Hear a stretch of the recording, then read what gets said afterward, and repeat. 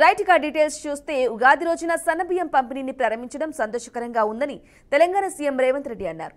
సూర్యాపేట జిల్లా హుజూర్నగర్లో ఏర్పాటు చేసిన సభలో మంత్రి ఉత్తమ్ కుమార్ రెడ్డితో కలిసి సీఎం రేవంత్ రెడ్డి సన్నబియ్యం పథకాన్ని ప్రారంభించారు. అనంతరం సీఎం రేవంత్ రెడ్డి మాట్లాడుతూ శ్రీమంతులు తినే సన్నబియ్యం పేదలు కూడా తినే రోజులు వచ్చాయని అన్నారు. 1.90 కిలో బియ్యం ఇవ్వాలని మొదట కోట్ల విజయభాస్కర్ రెడ్డి భావించారు. ఎన్నికల తర్వాత ప్రభుత్వం మారటంతో 2 రూపాయల కిలో బియ్యం పథకాన్ని ఎన్టీఆర్ ప్రారంభించారు. ఇక పేదలకు బియ్యం ఇచ్చేందుకు 1957లోనే రేషన్ కార్డు దుకాణాలు ప్రారంభించింది కాంగ్రెస్ పార్టీయేనని అన్నారు.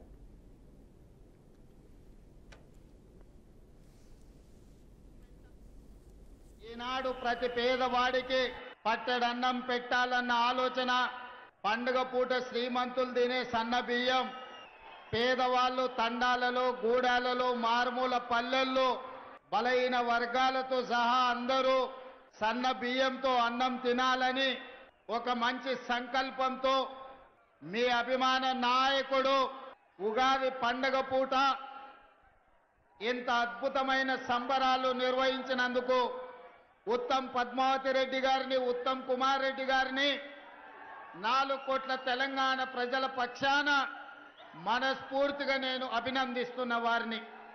Civil supplies commissioner, principal secretary Chauhan garu, ఇతర ఉన్నతాధికారులు ఈ కార్యక్రమాన్ని ఇంత పెద్ద ఎత్తున విజయవంతం చేసి ఈ కోదాడ హుజూర్ నగర్ ప్రాంతం కాంగ్రెస్ పార్టీ కంచుకోట నిరూపించిన ప్రతి ఒక్క కార్యకర్తకు మనస్ఫూర్తిగా అభినందనలు, కృతజ్ఞతలు తెలియజేస్తున్నా. మిత్రులారా, కృష్ణపట్టి ప్రాంతం దళాలకు ప్రతిష్ట. ఈ ప్రాంతం పోరాటానికి మారు పేరు. ఈనాడు నల్లగొండ గడ్డ మీద నిలబడి మనం మాట్లాడుకుంటున్నామంటే తరతరాలుగా ఈ తెలంగాణ ప్రాంతానికి, ఈ ప్రాంత ప్రజలకు ఒక గొప్ప చరిత్ర ఉంది.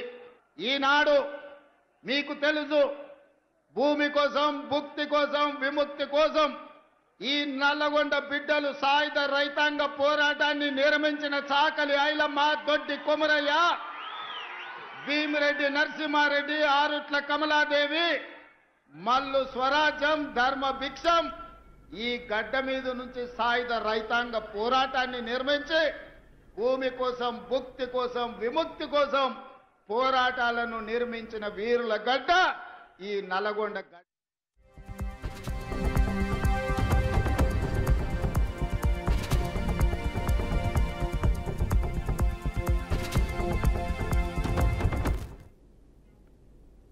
ఉగాది రోజున ఏ కార్యక్రమం చేపట్టినా సక్సెస్ అవుతుందని సీఎం చంద్రబాబు నాయుడు తెలిపారు.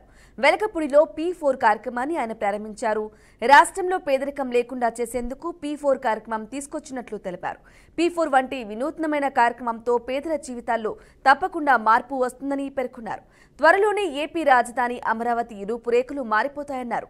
దేశంలోనే గొప్పగా అమరావతి అభివృద్ధి చెందబోతుందని చంద్రబాబు ఆశాభావం వ్యక్తం చేశారు.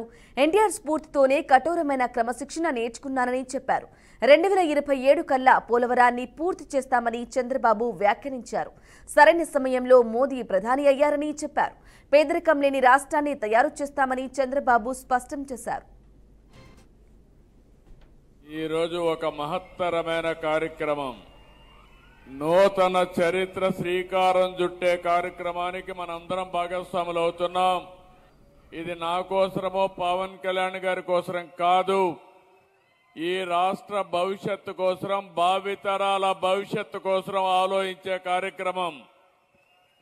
ఈరోజు ఉగాది అంటే మనందరికీ నూతన సంవత్సర వేడుక. అందుకే ఆంధ్ర రాష్ట్రంలో పేదరికం లేని రాష్ట్రంగా చేయాలనే సంకల్పానికి ఈరోజు శ్రీకారం చుట్టానని చెప్పి కూడా నేను మీ అందరికీ తెలియజేస్తున్నా. నాకు అనుమానం లేదు, వాళ్ళు నాకు సహాయం చేస్తారని కాదు. మీరు ఆ విషయం కూడా గుర్తుపెట్టుకోవాలి. నా ఆలోచన ఒకటి, తెలుగు జాతి బాగుండాలనేది నా కోరిక. 25 ఏళ్లకు ముందు ప్రారంభించిన కార్యక్రమాలు ఈరోజు ఫలితాలు వస్తున్నాయి. కానీ ఇలాంటి బడుగు బలహీనులంతా కూడా వాళ్ళ ఆలోచన అంతా ఆ పూటకే ఉంది. చెప్పినా కూడా ఆలోచించరు. ఇప్పుడు వచ్చారు, సగం మంది వెళ్ళిపోయారు. వాళ్ళ ఆలోచన వచ్చాం, మీటింగ్ అయ్యింది, మా పని అయిపోయింది. అంటే మన ఆలోచన విధానాన్ని నేను తప్పుపడుతున్నా, మిమ్మల్ని కాదు. అదే ఈ కుండోళ్ళందరూ ఉన్నారు. అంటే ఏంటి, వీళ్ళకు ఓపిక ఉంది, బంగారు కుటుంబాలకు ఓపిక లేదు. మార్గదర్శకులకు ఓపిక ఉంది, అంటే వాళ్ళు నేర్చుకున్నారు. అది నేర్పాల్సిన బాధ్యత నా మీద ఉంది. అందుకే నేను పట్టుదలగా ఉన్నా. ఎట్టి పరిస్థితుల్లో వాళ్ళ జీవితాల్లో దారి చూపించే వరకు, జీవితాల్లో వెలుగు తీసుకొచ్చే వరకు నా ప్రయత్నాన్ని వదిలిపెట్టనని మరొకసారి విజ్ఞప్తి చేస్తున్నా. P4 కోసం ప్రత్యేక పోర్టల్ను సీఎం చంద్రబాబు ప్రారంభించారు. ఈ సందర్భంగా డిప్యూటీ సీఎం పవన్ కళ్యాణ్ మాట్లాడుతూ P4 వల్ల 30 లక్షల కుటుంబాల జీవితాల్లో మార్పులు వస్తాయని తెలిపారు. తెలుగు ప్రజలు బాగుండాలని సీఎం నేను కోరుకుంటున్నానని తెలిపారు. ఇక ఈ క్రమంలో గత ప్రభుత్వంపై మరోసారి మండిపడ్డారు. గత వైసీపీ ప్రభుత్వం భవన నిర్మాణ కార్మికులను అనేక ఇబ్బందులకు గురిచేసిందని అన్నారు. గత 5 ఏళ్లు రాష్ట్రం కష్టాల్లో ఉందని, కష్టాల్లో ఉన్న రాష్ట్రాన్ని అభివృద్ధి చేస్తారని సీఎం చంద్రబాబుకు మద్దతిచ్చినట్లు పవన్ కళ్యాణ్ పేర్కొన్నారు. సమర్థ నాయకుడు, అనుభవజ్ఞులు కాబట్టే చంద్రబాబుకు మద్దతిచ్చానన్నారు. ఆయన ముఖ్యమంత్రి అయ్యాక కార్మికుల జీవితాల్లో మార్పు వచ్చిందని తెలిపారు. ఈ P4 గురించి నాకేమనిపిస్తుంటే, P4 అంటే డబ్బులు ఇచ్చేయడం, అందరికీ ఒక ఆలోచన ఉంటుందేమో. P4 అనేది చాలా చాలా కీలకమైనది. ఇది ప్రభుత్వం ఉంటుంది, పబ్లిక్ ఉంటుంది, అలాగే ప్రైవేట్ వ్యక్తులు ఉంటారు. అలాగే ఇవన్నీ ఇంతమంది కలిస్తేనే పార్ట్నర్షిప్. ఇది ఇప్పుడు మనకి దీంట్లో చాలా మందికి, సగటు మనిషికి ఇక్కడున్న వేదిక పైన ఎవరు కూడా, చల్మలశెట్టి సునీర్ గారు కావచ్చు, గోయంక గారు కావచ్చు, లేదంటే మన కృష్ణారెడ్డి గారు కావచ్చు, గౌరవ ముఖ్యమంత్రి నారా చంద్రబాబు నాయుడు గారు కావచ్చు, వేదిక పైన పెద్దలు ఎవరైనా ఉండొచ్చు, ఇక్కడ ఉన్న చాలా మంది విశిష్ట అతిథులు కావచ్చు, ఐఏఎస్ అధికారులు ఉండొచ్చు. ఎవరికైనా సరే చదువుకునే సమయంలో, ఎదుగుదామనే సమయంలో అందరూ చిన్న గ్రామాల నుంచి వచ్చిన వాళ్ళే, చిన్న చిన్న రాష్ట్రాల మారుమూల కుగ్రామం నుంచి వచ్చిన వాళ్ళే. కానీ వాళ్ళకి ఏముంటుందంటే ఎవరో ఒకరు సలహా ఇచ్చేవాడు కావాలి. ఏదైనా నాకు అవుదాము, ఏదన్నా నా జీవితం మెరుగుపడాలి అంటే సలహాలు ఇచ్చేవాళ్ళు కావాలి. అది ఒకసారి మాట అవ్వచ్చు, లేదంటే ఒకసారి ఒక చిన్నపాటి ధన సహాయం కావచ్చు, లేదంటే చిన్నపాటి ఒక మాట సహాయం కావచ్చు. ఇవన్నీ వ్యక్తులుగా అందరం చేస్తాం. కానీ దీన్ని ఒక ప్రభుత్వ కార్యక్రమంగా దీన్ని చేపట్టినందుకు మనస్ఫూర్తిగా ముఖ్యమంత్రి గారికి మనస్ఫూర్తిగా నా అభినందనలు, ధన్యవాదాలు తెలియజేసుకుంటున్నాను. ఈ P4 గురించి నాకేమని, కాంగ్రెస్, బీఆర్ఎస్ పార్టీలు దేశద్రోహ వ్యాఖ్యలు చేస్తూ దేశ విభజనకు కుట్రలు చేస్తున్నాయని కేంద్ర మంత్రి బండి సంజయ్ మండిపడ్డారు. దేశ విభజన దిశగా కుట్రలు జరుగుతున్నాయని అన్నారు. రాబోయే రోజుల్లో తెలంగాణలో బీజేపీ అధికారంలోకి వస్తుందని చెప్పారు. ఉగాది పండుగ సందర్భంగా కరీంనగర్లో ఏర్పాటు చేసిన మీడియా సమావేశంలో మాట్లాడుతూ దక్షిణాది రాష్ట్రాల పేరుతో దేశాన్ని విడగొట్టేందుకు కుట్రలు చేస్తున్నారని బండి సంజయ్ అన్నారు. కాంగ్రెస్ పార్టీ ఇప్పటికే మతం పేరుతో దేశాన్ని విభజించిందని, ఇప్పుడు దక్షిణాది రాష్ట్రాల పేరుతో దేశ విభజనకు కుట్ర చేస్తుందని విమర్శించారు. కుట్ర చేస్తున్న వాళ్లను రాళ్లతో కొట్టారని తీవ్ర వ్యాఖ్యలు చేశారు. అవినీతికి పాల్పడ్డ కేసీఆర్ కుటుంబంపై చర్యలు తీసుకోవాలని డిమాండ్ చేశారు. పగ తీర్చుకునే రాజకీయాలు చేయబోమంటూ సీఎం రేవంత్ రెడ్డి చేసిన వ్యాఖ్యలను చూస్తుంటే కాంగ్రెస్, బీఆర్ఎస్ రెండు ఒకటే అనే విషయం అర్థమవుతోందని అన్నారు. కేసీఆర్ కుటుంబం చేసిన అవినీతిపై చర్యలు తీసుకోవాలని, అవినీతికి పాల్పడ్డ వారిని జైలుకు పంపించాలని చెప్పారు. రోషం ఏమైంది, పౌరుషం ఏమైంది? ఎన్నికలప్పుడు కేసీఆర్ ఇష్టపడ్డ, కేసీఆర్ కుటుంబాన్ని ఇష్టపడ్డ అన్నటువంటి రేవంత్ రెడ్డి గారు ఇవాళ ఏమంటున్నాడు? ఇవాళ నేను పగ తీసుకోలేను, పగ తీసుకోలేదు. నాకు అర్థం కాలేదు. పగ తీసుకోకపోవడం ఏంది? పగ కారణం ఏంది? ఇప్పుడు కేసీఆర్ కుటుంబం పడ్డ అవినీతి విషయంలో విచారణ జరపాలంటున్నా. అవినీతికి పాల్పడ్డ కేసీఆర్ కుటుంబాన్ని లోపడేసి తొక్కాలి అంటున్నా, లోపల పంపాలి అని నేను అంటున్నా. అంటే అవినీతికి వ్యతిరేక, అవినీతికి పాల్పడ్డ కుటుంబాన్ని లోపడేస్తే ఇది పగ తీసుకోవడం అవుతుందా?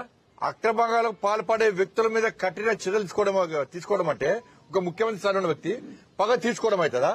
అంటే ఈ పగ తీసుకోవడం పేరుతోనే ఇప్పుడు కేసీఆర్ కుటుంబాన్ని ఏం చెయ్యము అని చెప్పగానే చెప్తున్నారు. అంటే మేము ఏం చేయము ఇక.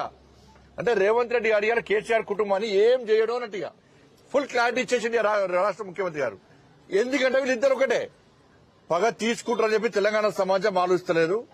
కేసీఆర్ కుటుంబం అవినీతి మీద, అరాచకం మీద విచారణ జరపాలి, వాళ్ళని లోపట్టేయాలని చెప్పి తెలంగాణ సమాజం కోరుకుంటున్నది. మిమ్మల్ని నమ్మి మీకు ఓటేస్తే ఇవాళ నేను పగ తీసుకోను, అటువంటి ఆలోచన లేదు అంటే ఇక మేము ఏం చేయమన్నట్టుగా ఏమయ్యాల 4 ట్యాపింగ్ కేసు ఏమైంది? ఉన్నోళ్ళందరూ బెయిల్ తీసుకున్నారు. ఉన్నోళ్ళందరూ బెయిల్ తీసుకునే విధంగా కాంగ్రెస్ పార్టీ ప్రభుత్వం సహకరించింది. అడ్వకేట్స్ పెట్టలే, కోర్టులో వాదించలే.